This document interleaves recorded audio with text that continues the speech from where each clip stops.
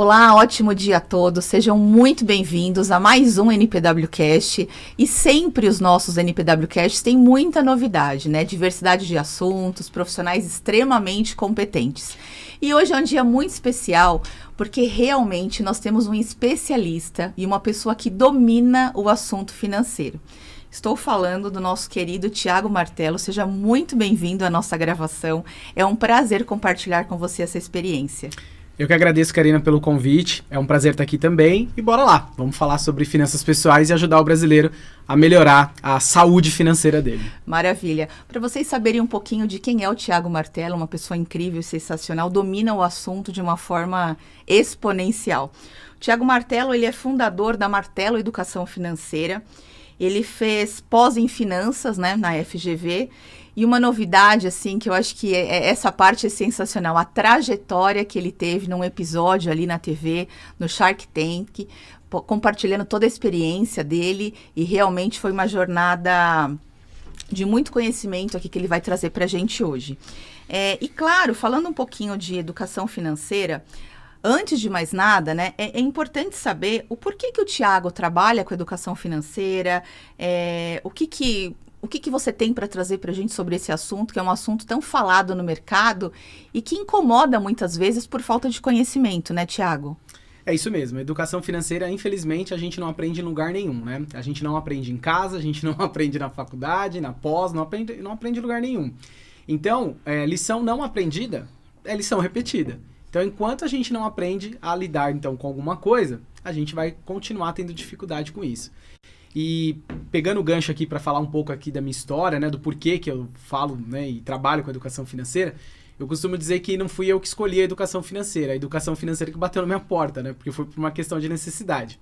Com 6 anos, meus pais se divorciaram, a gente já passava bastante dificuldade, começamos a passar mais dificuldade ainda. Com 9, eu fui vender doce num farol, na zona leste de São Paulo, para poder me alimentar.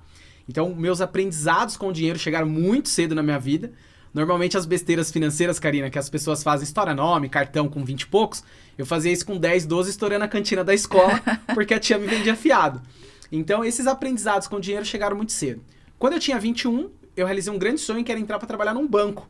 E aí, claro, quando eu entrei, eu pensei, cara, vou poder me ajudar a minha família, vou ganhar melhor e tal, mas também criei a ambição de poder orientar as pessoas para sair dos juros, sair do cheque especial, sair do estouro do cartão.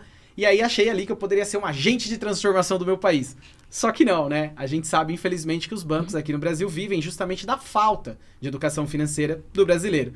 Então, 8 anos depois, já graduado, pós-graduado, com várias certificações de mercado, entre elas especialista em investimentos, eu decidi realmente fundar, então, a Martello Educação Financeira, criando uma metodologia própria de como uma pessoa pode se organizar financeiramente falando, sem precisar de planilha, caderninho, aplicativo. Tomou bastante conhecimento, né, essa metodologia do Desplanilhe-se no mercado. Escrevi um livro falando sobre a metodologia e por conta disso fomos parar no Shark Tank Brasil. Eu falo no plural, né, porque eu tenho um sócio, Danilo Mendes, e nós dois fomos no Shark Tank Brasil participar para poder explicar sobre isso. E fisgamos 2 grandes tubarões, né? Então esse é um pouquinho aí da trajetória e o porquê que eu digo que é a educação financeira que bateu na minha porta, né? Que legal, que legal. Parabéns por essa trajetória e esse resultado é sinal de muita competência, né? Então, realmente, seu desenvolvimento está sendo incrível a cada dia.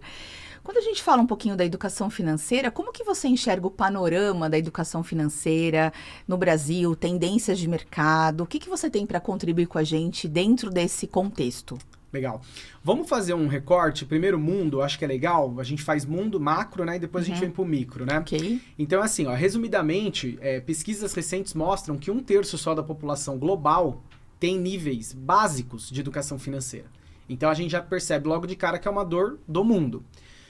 A última pesquisa global que foi feita sobre educação financeira foi em 2014. É uma pesquisa um pouco antiga, mas é a última que nós temos, encomendada pela Standard & Poor's, onde mostra que de 144 países, o Brasil ficou na posição 74 de nível de educação financeira.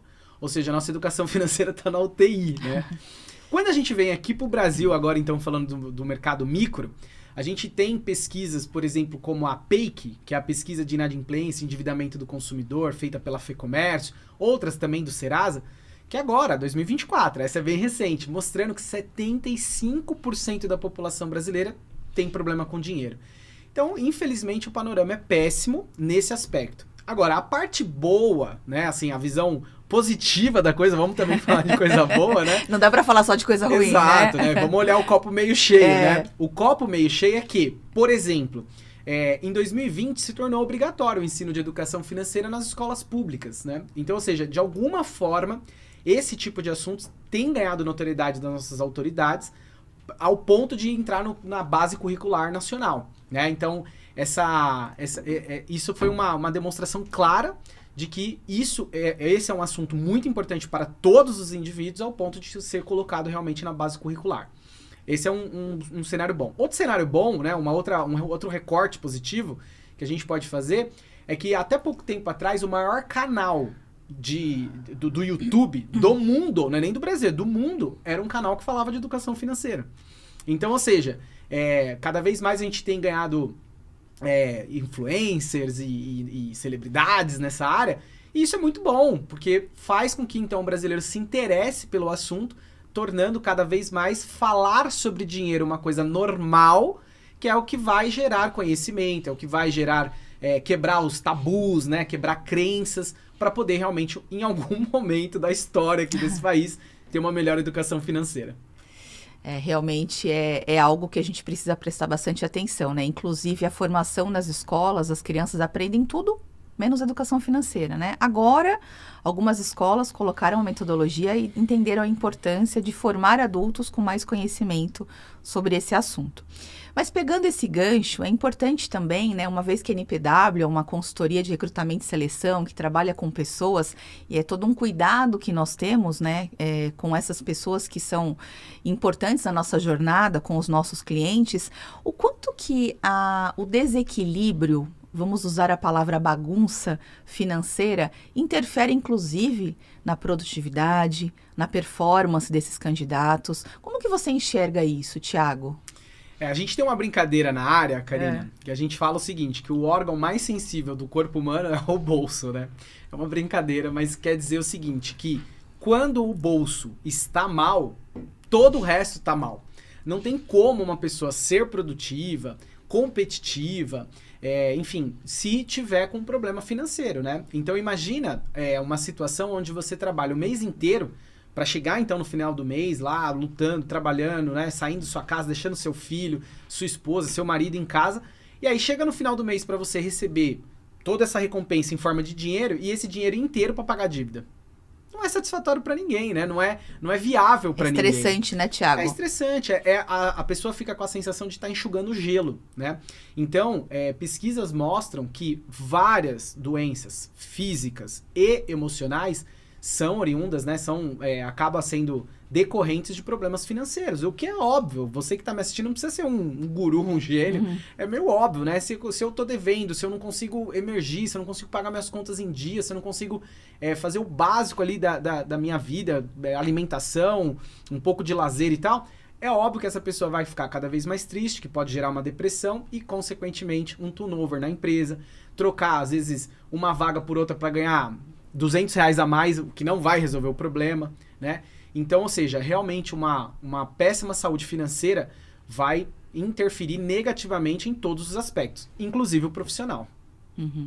E muito desse tema que você trouxe para nós aqui, que nós trabalhamos com pessoas na NPW, o quanto que as empresas hoje têm problemas ou dificuldades com comportamentos. E muitas vezes o comportamento tem esse viés financeiro. Pessoas com transtornos de ansiedade, pessoas com depressão, que não ficam nas empresas, tem muita instabilidade. Fica 6 meses em uma, passa para outra e muitas vezes a troca não é porque vai ganhar R$200 a mais, é porque está com tantos problemas também financeiros ali e que desencadeia outras questões emocionais e que a produtividade cai. Só que ela não enxerga isso. E aí fica num ciclo que parece que não tem saída, né?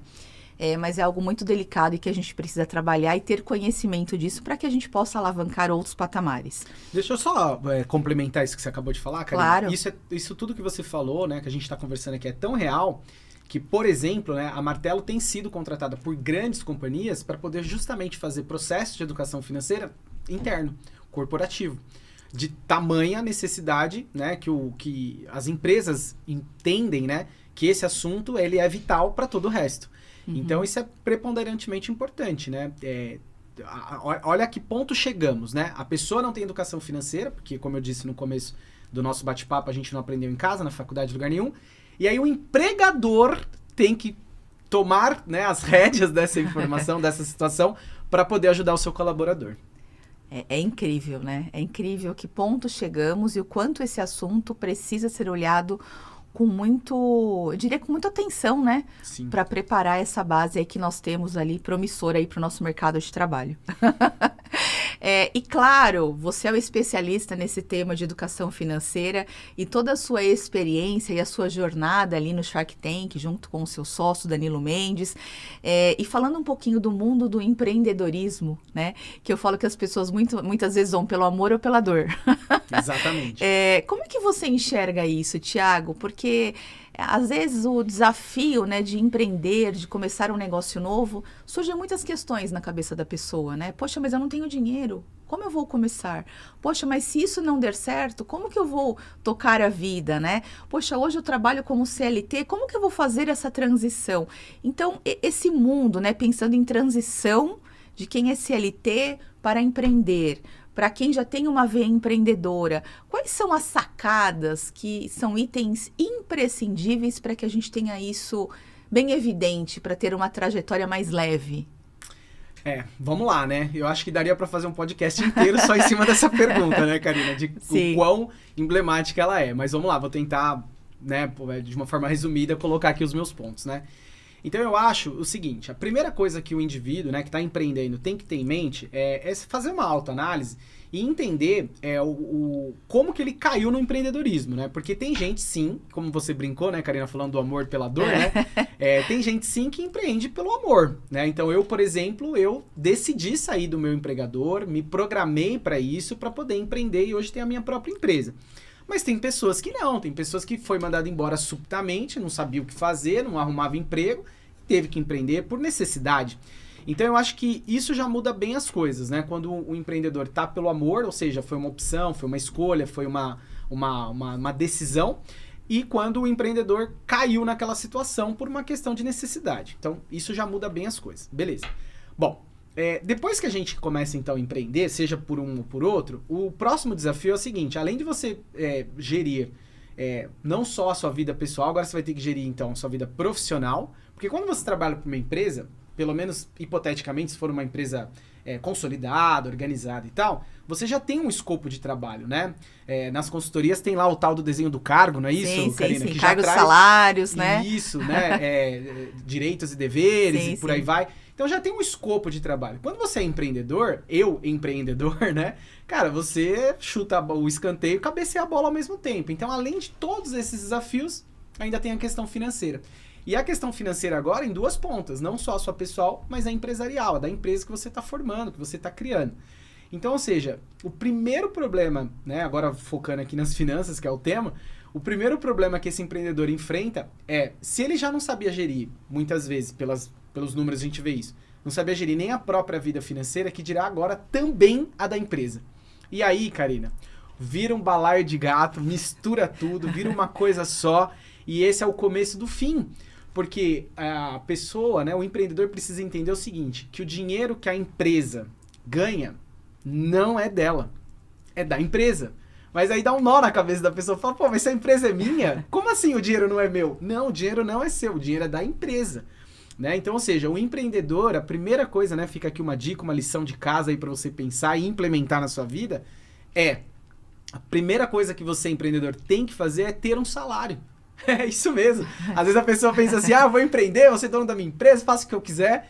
Não é bem assim. Se você priorizar a longevidade da sua empresa, você precisa tomar algumas decisões importantes. Entre elas, essa.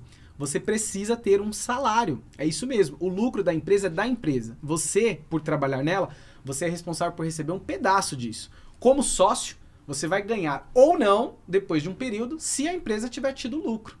Então, fazer a distinção do bolso da empresa e do bolso da pessoa física, o que é compromisso, investimento, necessidade de um e o compromisso e necessidade do outro, é preponderante para o sucesso e a longevidade da sua empresa.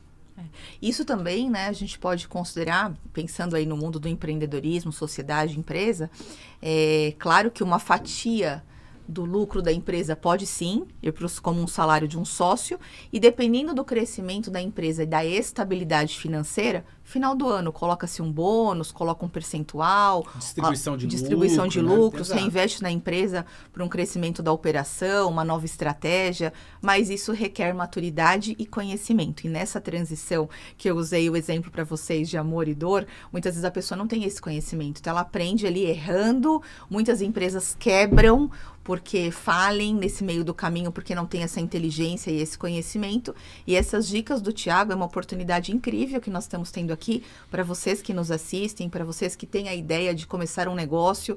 Eu falo que a empresa começa com a portinha, né? Faturamento 0,00. E como que nós fazemos para que esse faturamento gradativamente a gente cresça e de forma saudável para que realmente a empresa tenha ali uma longevidade, como você comentou. E claro, né, no meio dessas informações, é uma mistura de empresa, família, eu posso pagar a minha fatura do cartão de crédito com o dinheiro da empresa, o condomínio, aí vira uma bagunça só, pessoa física, pessoa jurídica. E como que você enxerga essa questão? Vou usar o termo ajudas familiares, né? Filhos precisam bancar os pais, o quanto que isso é saudável, até que momento as pessoas têm que ajudar, porque é uma geração que eu falo assim, os pais nos criaram e nos ajudaram, né? E nessa fase de uma terceira idade, onde eles ficam mais debilitados, muitas famílias ficam com esse item muito confuso, até que ponto eu posso ajudar? E é um assunto pertinente aqui quando a gente fala de finanças e empreendedorismo, porque tudo é dinheiro, né? Tudo é energia, tudo é dinheiro. Como é que você enxerga isso, Thiago? Isso tá mais enraizado no nosso dia a dia do que a gente imagina, né, Karina? Não é à toa, por exemplo, que dependendo da empresa que você vai trabalhar, como CLT lá e tal, tem alguns benefícios que são extensivos à sua família, não é assim? Como o plano de saúde, por aí vai. Então, esse lance da ajuda, ela tá em todo lugar, né? Mas especificamente falando sobre dinheiro, né? Vamos lá. É assim, ó. Primeiro eu vou fazer um recorte sobre uma pesquisa e depois eu vou dar a minha opinião, né? Então, assim, saiu uma pesquisa também, essa já também faz um tempo, que fazia a seguinte pergunta, né? Ela abordava uma pessoa na rua e perguntava assim, oi, tudo bem? Você guarda dinheiro? Para os que respondia que não guardava, que era a maioria, fazia-se uma segunda pergunta. A pergunta era, por que você não guarda dinheiro? Terceiro maior motivo das pessoas que respondiam do porquê não guardava dinheiro, respondia porque tinha que ajudar os pais. Tudo bem, então vamos falar sobre isso. É assim, ó. Não tem problema nenhum você ajudar o seu pai, né? O seu familiar. Que bom, na verdade, né? Eu mesmo paguei algumas contas da minha avó, que foi quem me criou, muitos anos. E eu me sentia feliz por poder devolver um pouquinho de tudo que ela fez por mim.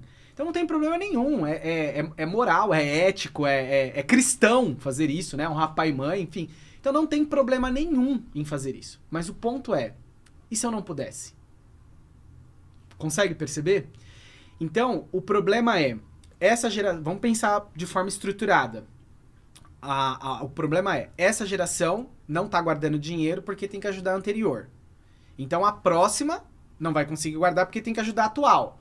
A outra porque tem que ajudar a próxima. Ou seja, nós criamos no Brasil, infelizmente, um ciclo da pobreza. Então, ao invés de uma geração ajudar a construir a outra e tudo mais, não, uma geração ceifa a possibilidade de uma geração emergir, sair, né, da situação em que está e tudo mais.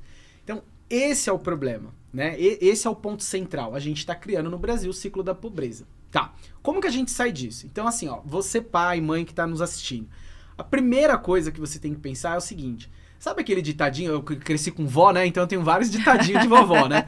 Sabe aquele ditadinho assim, ó? Não tem... o que vale mais, né? Como que você vai desvestir um santo pra vestir outro? Sabe esse ditado? Você veste um santo, descobre um santo e cobre outro. Não faz o menor sentido. Então, assim, ó, você pai, mãe que tá aí, né, me assistindo, pensa assim, eu quero ajudar meu filho. Legal, tem que ajudar o filho também, bacana, né? Também é digno, você botou no mundo, tem que ajudar. Mas antes de pensar em ajudar o seu filho, você tem que também se ajudar. Porque lá na terceira idade, né, na hora que você estiver desacelerando, se você só não precisar da ajuda do seu filho, já é uma ajuda e tanto para ele. Então, antes da gente poder dar algo pro próximo, a gente precisa estar nutrido daquilo. Se eu não estiver cheio, como que eu vou doar? Então, esse é o ponto. Eu recebo muita gente querendo ajudar o próximo, ajudar o filho, o parente e tal, mas às vezes não tem, né? Para ele mesmo, isso já organizado, estabelecido. Então, assim, ajudar é bom, mas tem que ter um limite também. Tem que ter um acordo, porque senão a ajuda se torna obrigação depois de um tempo, né? Então, por exemplo, eu já atendi vários casais que, sim, um ou outro ajudava o pai, a mãe e tal, só que se não for uma ajuda devidamente combinado, organizado, ou até por um tempo estabelecido, vira uma obrigação. E aí, vira mais um peso nas finanças do casal. Então, tudo me cabe, mas nem tudo me convém, sabe? Então, tudo que tem que estar combinado, tem que estar definido, para realmente não virar uma obrigação. Uhum. É algo para se pensar, né? É uma provocação importante aí que o Thiago trouxe aí para as famílias, para as pessoas e para avaliarem todo esse contexto. E falando de finanças, crédito pré-aprovado, cartão de crédito, que é tudo que todo mundo gosta, né? Vai passando e a fatura chega e fala, nossa, mas eu não gastei tudo isso? Como que você... O que você tem para contribuir com a gente, assim, com relação a créditos, modelos de negócio aí no mercado? O que é mais saudável? Como você mesmo trouxe, o seu livro não tem planilha. Então, como que a pessoa organiza tudo isso? Bom, mais uma pergunta que dá aqui para ficar horas falando, né? Mas, de novo, vou tentar ser sucinto. Eu costumo dizer, Karina, que o crédito aqui no Brasil, ele deveria ser encarado pela pessoa física como um câncer. O crédito, ele é um câncer para as pessoas físicas. Por que eu tô dizendo isso? Porque, para e pensa comigo só um pouquinho. A pessoa já não tem Os números mostram isso. As pessoas no Brasil, o brasileiro, em sua essência, não tem educação financeira. Ou seja, não sabe lidar com o próprio dinheiro. Imagina com o dinheiro do outro. Esse outro seja o banco, seja a família, o empregador. Então, ou seja, a lambança está feita. Então, você soma um dia a dia, hoje em dia, bem estressante, vários gatilhos emocionais para comprar o dia inteiro, o tempo todo, ou sem parar, através do Instagram, Facebook, televisão, rádio, tudo, né?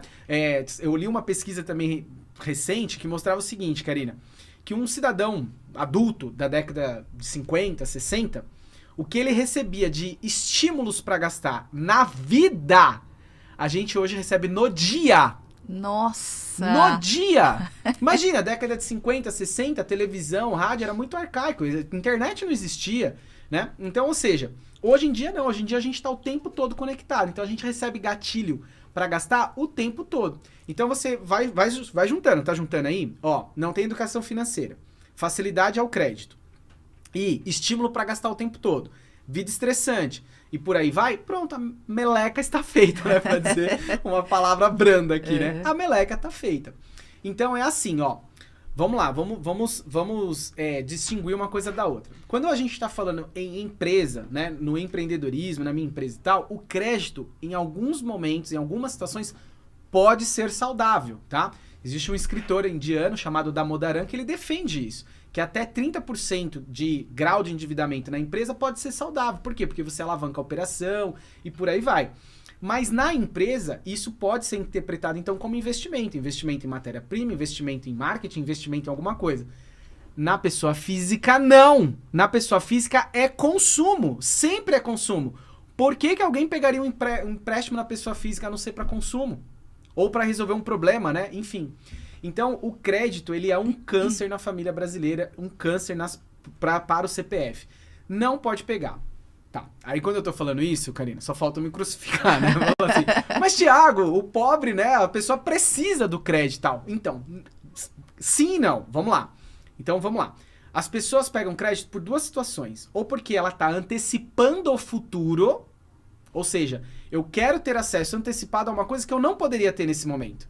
Então, eu pego crédito para poder acessar aquela coisa. Ou para resolver um problema que eu não me antevi, eu não me programei, né? E aí aconteceu o problema e eu não tenho dinheiro. Então, vamos falar rapidamente sobre esses dois aspectos? Então, primeiro, o segundo aspecto, vou começar de trás para frente. Segundo aspecto.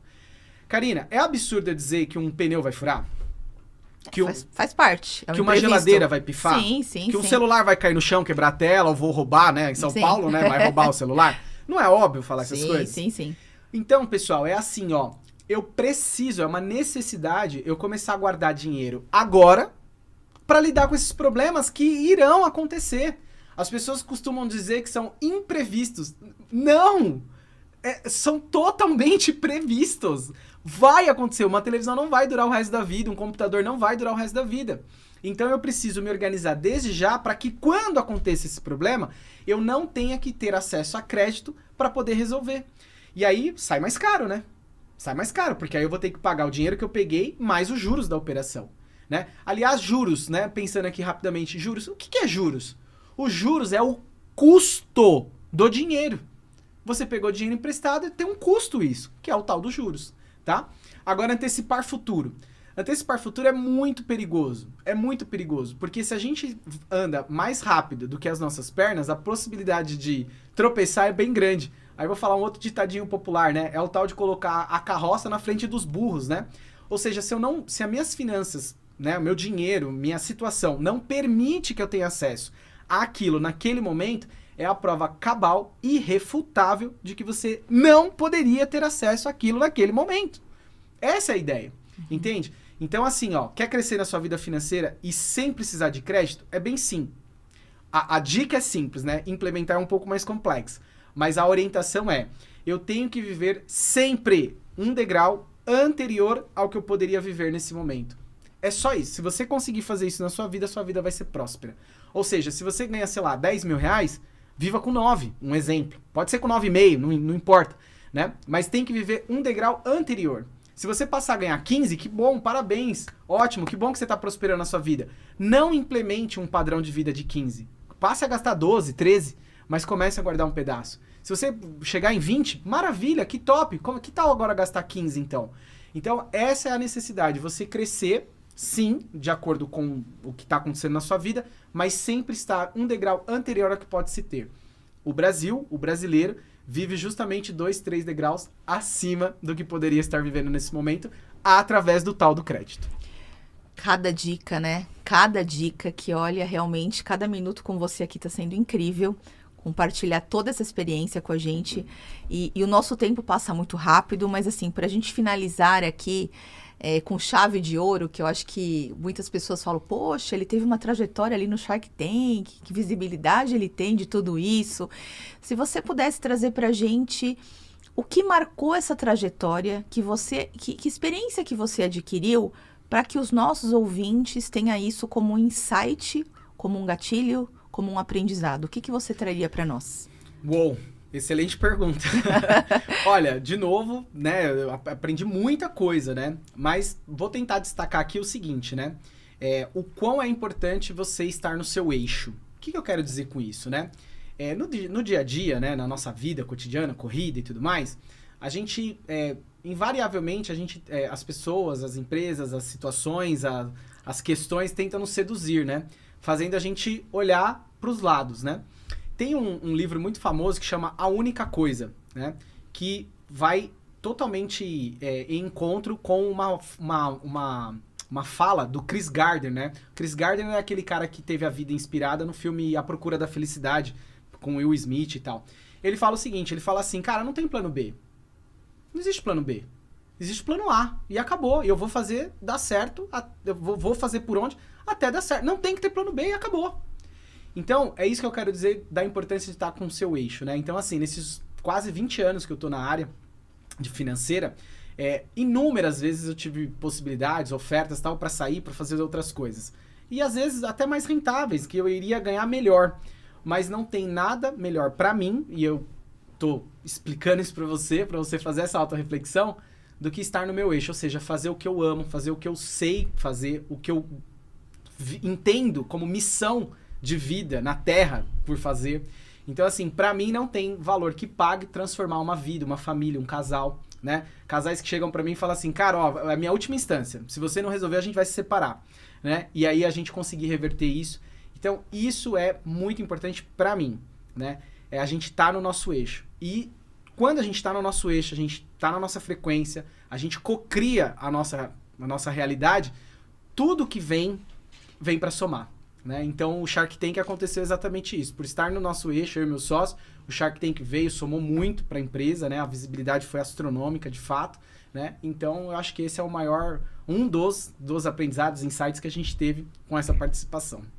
Incrível. A sua fala agora remete um insight aqui para mim. O quanto que o seu propósito de vida está voltado para ajudar pessoas.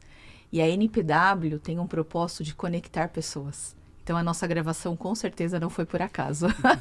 Essa contribuição. Eu finalizo aqui o nosso bate-papo com muita gratidão por tudo que você contribuiu, compartilhou. Parabéns pela sua competência, pela sua trajetória e que você continue decolando cada dia mais. Sucesso sempre e vai aí o nosso muito obrigada em nome do time NPW. Eu que agradeço, Karina. Foi um prazer estar aqui, fazer esse bate-papo com vocês, com todo o time aqui da NPW. E fico à disposição, né? Bora fazer outros bate-papos aí mais pra frente. Maravilha. Show, Thiago. Muito obrigado e até a próxima, gente.